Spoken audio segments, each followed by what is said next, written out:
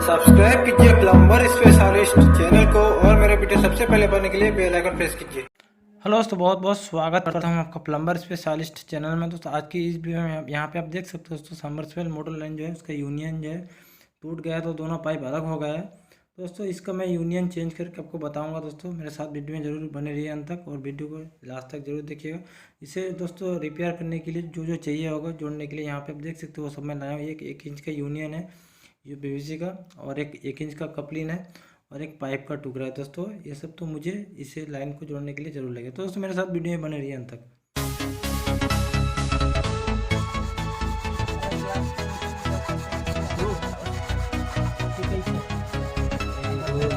निकलता